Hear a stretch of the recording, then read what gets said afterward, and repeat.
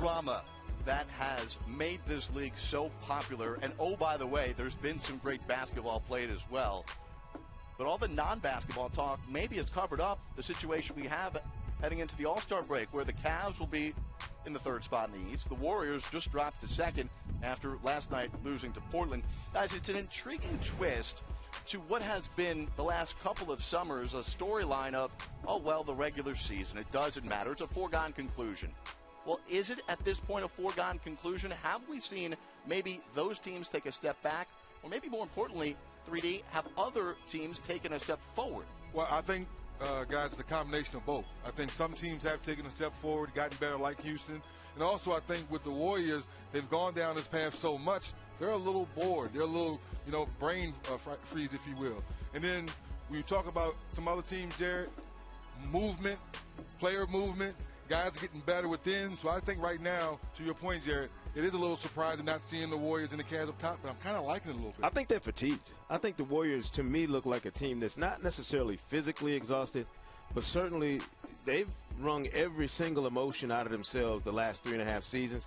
This is a natural progression for them to hit a wall at this point as a team. But no, I think that's legit. Okay, so that's now. And we know how talented this team is, though. Do you have any expectation of Houston being able to knock them off in a 7-game series? I mean, that's what this is about, because we know how great they can flip the switch. But do you think they will? I think they will. I think they will go to the next gear in the playoffs, but they haven't had anybody in the Western Conference playoffs go with them. Right. I think Houston can go with them. I think Houston is built to take them to the limit in the playoffs. Well, listen, if Houston's got any chance, a legitimate chance, it's going to be because they get home court advantage. And as you had mentioned earlier, right now, I mean, the Warriors going to the All-Star break and not first in the West. We had not seen that at all here in this Warriors run. That makes it all the more interesting. You look at also the defensive personnel Houston has brought in. They put themselves in a better situation. With that said, I still don't think they can beat the Warriors if they don't have home court advantage. Here's, Gelsey, one conversation as we shift to the East that, quite frankly, I think is lazy at this point by saying, well, the Raptors lose in the playoffs and they disappoint. This is a different group playing a different style. Sure, it's still led by DeRozan and Lowry. But do you feel like you've seen enough to believe that they have the ability to knock off the Cavs in a 7-game series? No doubt in my mind. They're my odds-on favorite in the Eastern Conference right now. 3rd in the league in overall defense, 4th in the league in offensive efficiency. This is a deep team. DeMar DeRozan has risen to a superstar type of level, and when you look at the sacrifices that have been made offensively by this group, specifically Kyle Lowry, whose numbers have taken a significant dip, but everybody else has gotten better. They pass the ball. Dwayne Casey had an edict beginning of the season, Jared. They have to pass the ball more. They're doing it. They're deep. They're young. They're athletic. They're going to give the Cavs everything, even these new Cavs, everything they can handle. Forget the numbers, though. You asked the same question about the East that we asked about Golden State. We know Cleveland can go on the road in the conference finals and get through with LeBron James. That would scare me if I'm Boston, Toronto, or anybody else in the East trying to get through. We know LeBron's team can go on the road and beat you to get to the finals. Yes, but Sekou, no Kyrie? Different ballgame, no Kyrie. Listen, Kyrie hit the biggest shot in Cleveland Cavaliers history. He doesn't have that other guy there that's going to hit big shots. Last I checked, 4 years before he got back with, in Cleveland, got with Kyrie, LeBron was finishing his seasons in the finals, right? Fair enough. I'm betting on LeBron. But with LeBron, as much as you want to talk about the first 8 weeks of the season, the offensive numbers, the efficiency, that's dropped off. And maybe in part due to the added responsibility he's had to take on because no Kyrie. Let's keep this in mind. The last 3 years as LeBron's returned to Cleveland, he has not lost more than 2 games in each of the previous 3 years in the Eastern Conference playoffs.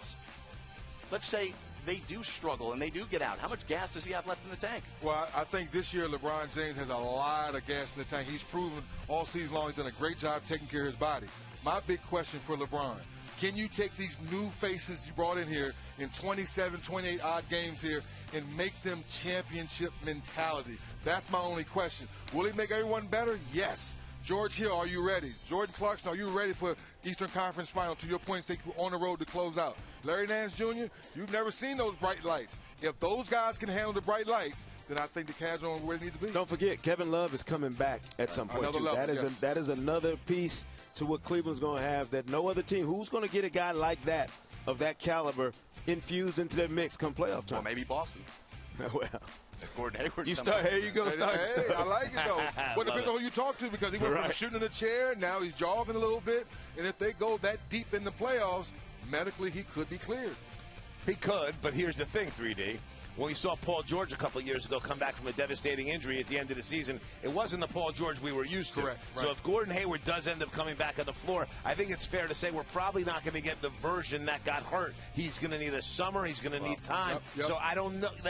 Jared, I just don't know that that's going to be impact. I wouldn't even. I agree. I wouldn't do it either. The difference is, though, they don't need Gordon Hayward to be their best player like Indiana need Paul George to be. Kyrie is still Boston's best player no matter what. Right, but they need him to be a shot maker. I mean, their big problem right now is besides Kyrie, they don't have anybody to get their own bucket when they need it. So if Hayward comes back, they're going to need him to be that kind of guy for them. He will never be their best player because they have Kyrie Irving. They're still going to need him to be able to get his own shot. And will he? I don't know.